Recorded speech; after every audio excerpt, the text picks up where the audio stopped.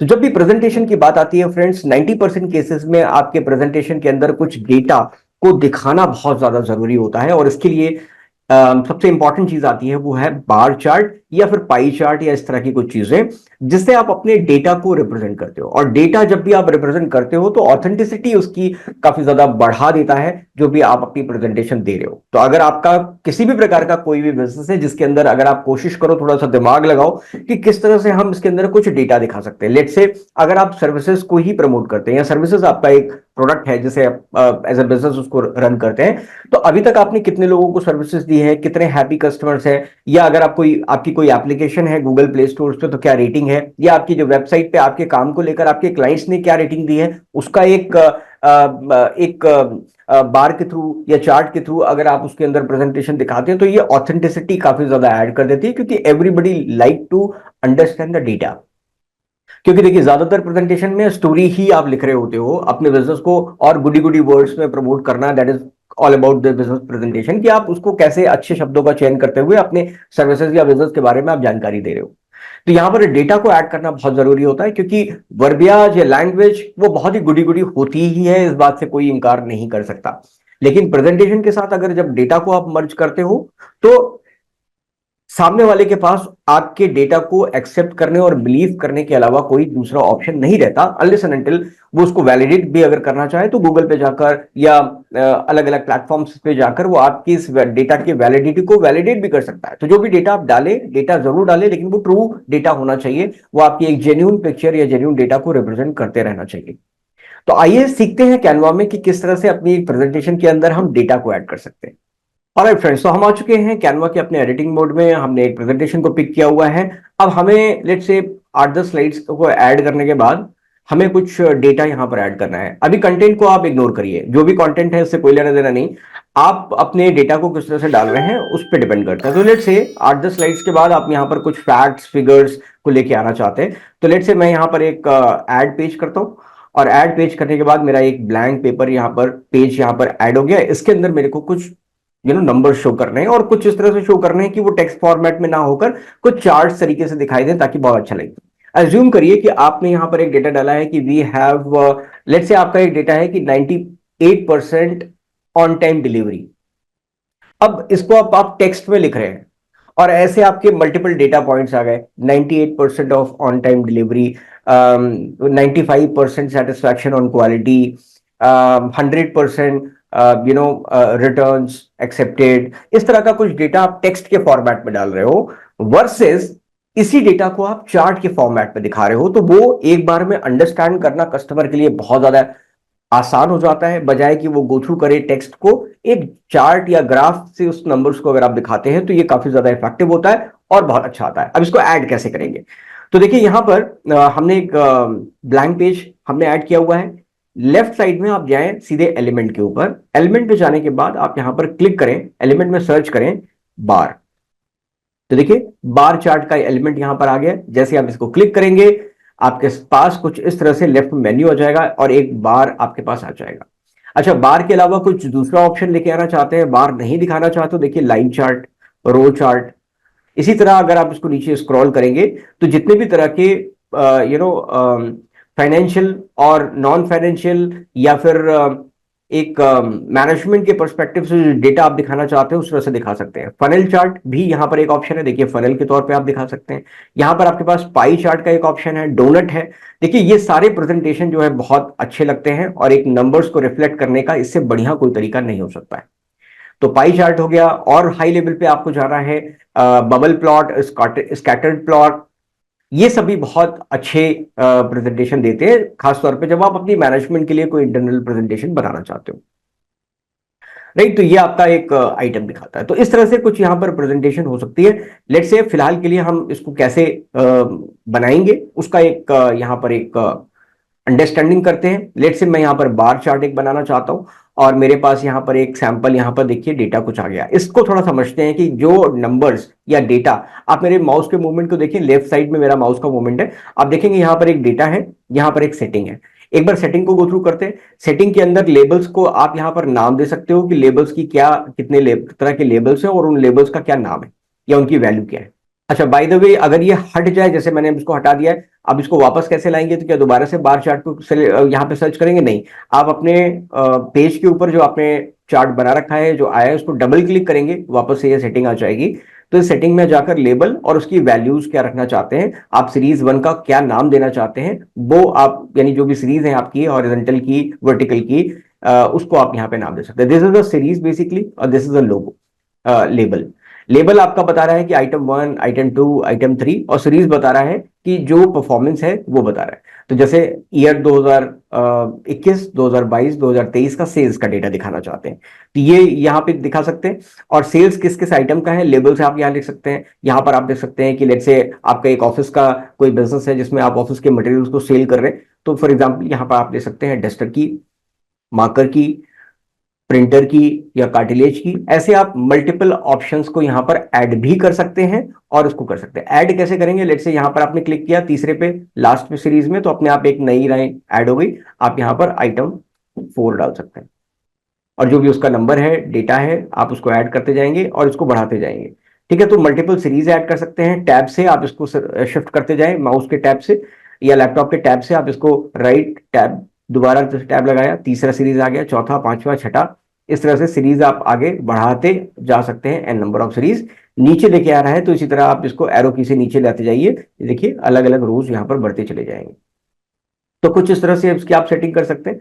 Now वापस आते हैं। तो सेटिंग हम, आपने देखा कि किस तरह से हमारे पास सेटिंग के लिए यहाँ पर ऑप्शंस है। तो शो लेजेंड, अगर आप लेजेंड दिखाना चाहते हो तो दिखा सकते हैं, नहीं दिखाना चाहते हो तो देखिए इसको आपने ऑफ करते ही लेजेंड वहां से गायब हो गए। वापस देखिए, चार्ट के ऊपर देखेंगे तो लेजेंड बेसिकली क्या है, सीरीज बता रहा है, ऊपर की जो सीरीज है वो बता रहा है, दैट इज कॉल्ड लेजेंड। ठीक है, शो लेबल, लेबल को रखना है या हटाना है? लेबल मतलब हमारे जो आइटम्स थे, राइट, उनको। तो अगर हम आइटम्स को नहीं रखना चाहते हैं तो हटा भी सकते हैं, सिर्फ एक ग्राफ यहाँ पर दिखाई देगा। Show grid line, grid line भी कभी कभी बहुत इंपॉर्टेंट रोल प्ले करती है जब आपके पास मल्टीपल बार चार्ट्स होते हैं और बार चार्ट्स की जो विड्थ होती है वो थोड़ी कम होती है, और यहां पर फिर आप इसको अगर रखना चाहते हैं तो बहुत अच्छा ये बताता है। ग्रिड, ग्रिड से क्या होता है कि आपको एक आइडिया दे देता है कस्टमर को देखने से ही कि देखिए ये जो पीछे से जो लाइंस आ रही है, दैट इज कॉल्ड ग्रिड, है ना। इसको आप हटा भी सकते हैं, अगर आपको ज्यादा क्लमजी हो रहा है तो आप इसको हटा सकते हैं, अदरवाइज आप इसको रख सकते हैं। तो मैंने फिलहाल सीरीज को रख लिया, लेबल्स को रख लिया, और साथ के साथ मैं ग्रिड लाइंस को भी रख रहा हूं। यहां पर मेरे पास इस तरह के, आप देखें तो यहां पर एक डिफरेंस है 5 का, 10 का, 15 का, 20 का, राइट। तो इस तरह के डिफरेंस को आप यहां पर घटा और बढ़ा सकते हैं अपनी सहूलियत के हिसाब से। अब डेटा में आते हैं। डेटा में देखिए यहां पर हमारे पास क्लियर डेटा करने का ऑप्शन है। जो भी डेटा आपने पहले से डाल रखा है वो अगर आपको हटाना है तो आप उनको सीधे एक बार में क्लियर डेटा करेंगे, वो सारा डेटा हट जाएगा। एक्सपैंड डेटा टेबल, इसको अगर आप क्लिक करते हैं तो देखिए कुछ इस तरह से आपके पास एक बड़ी स्क्रीन पे आ जाएगा, जिसको मैनेज करना आपके लिए आसान हो जाता है, बजाय कि वहां पे लेफ्ट साइड में आप उसको करें। तो यहां पर भी आप एक बार में वो सारी चीजें कर सकते हैं, अपनी टेबल को प्रॉपर तरीके से बना सकते हैं, और उसके बाद जैसे आप इसको हटाएंगे, यानी कि यहां से क्रॉस करेंगे, ये इंफॉर्मेशन यहां से अपने आप हट जाएगी और ये आपके चार्ट में रिफ्लेक्ट करेगी। राइट, सो नीचे देखें, यहां पर आपके पास कुछ और भी ऑप्शंस दिए हुए हैं, लेट्स ऑल्सो एक्सप्लोर देम।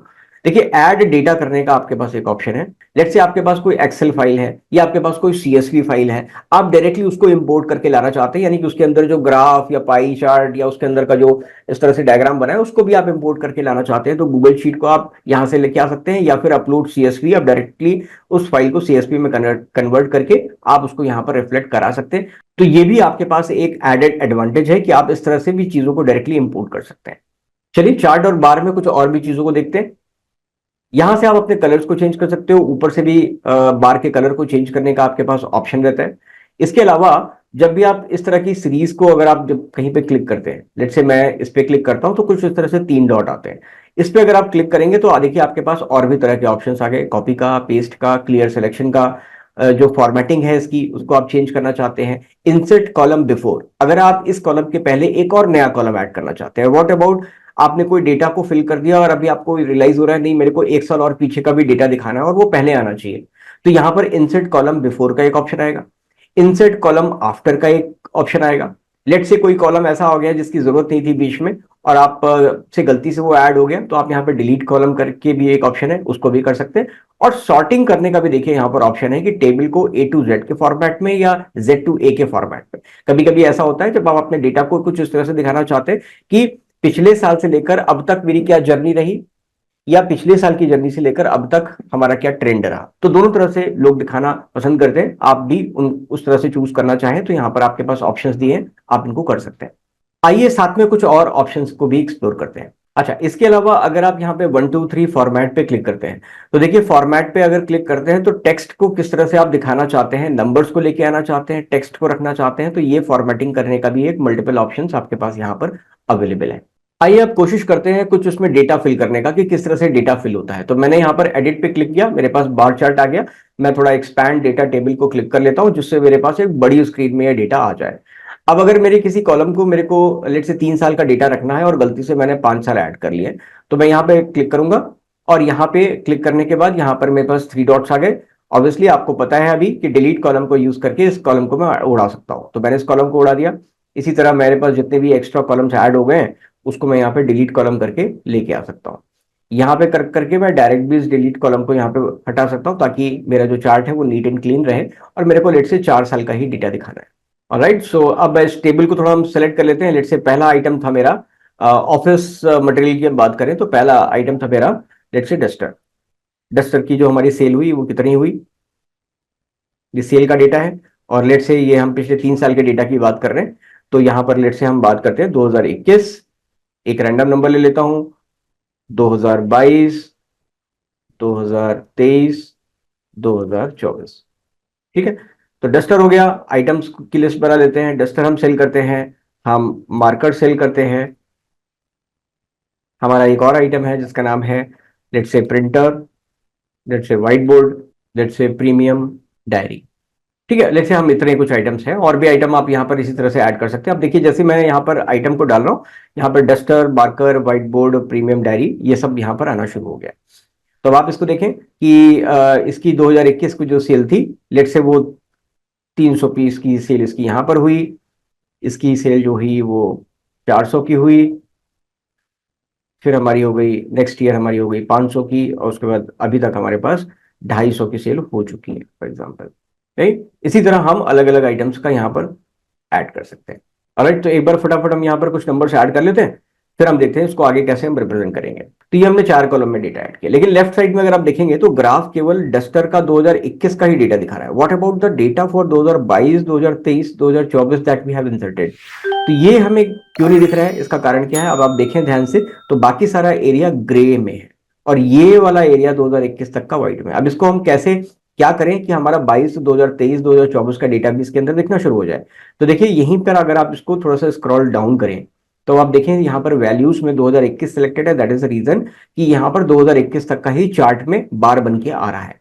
अगर हमें बाकी ईयर्स को भी ऐड करना है जिनको जिनको हम चाहते हैं, तो 2022 को क्लिक कर दीजिए, 2023 को क्लिक कर दीजिए और 2024 को क्लिक करें। आप ऊपर भी नोटिस करें कि वहां पर कलर्स ग्रे से वापस से व्हाइट हो रहा है। दैट मीन्स मेरे ग्राफ में आ रहा होगा। अभी हम ग्राफ में भी इसको चेक करेंगे। 2024 को भी यहां सेलेक्ट कर लिया, जहां तक मेरा डेटा था उसको हमने सेलेक्ट कर लिया। This is all done. अब हम इसको थोड़ा ऊपर लेके आते हैं।